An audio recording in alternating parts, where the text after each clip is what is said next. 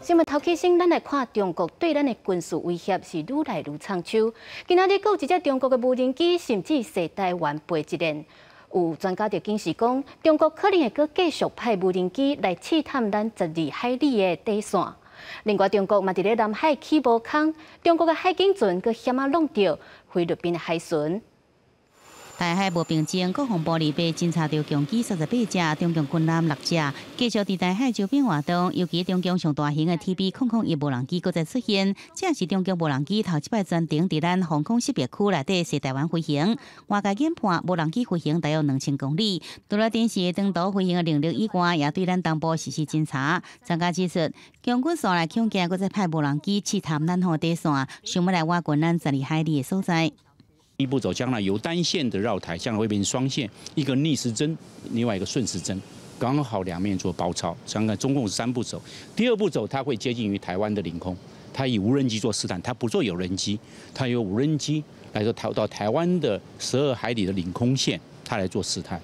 TB001无人机上载载挂24粒的火箭飞弹，攻击海上巡舰、陆上坦克战车。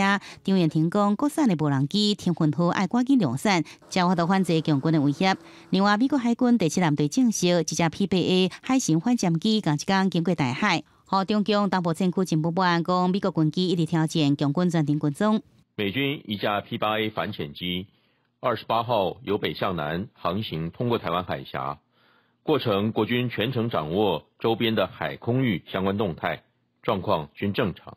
中科院继续研发国产飞弹传来好消息，真定型天宫3型飞弹射管达到70公里，经过9年研发，去年8月通过建设的测评，有效的量产6日兵力整建的规划。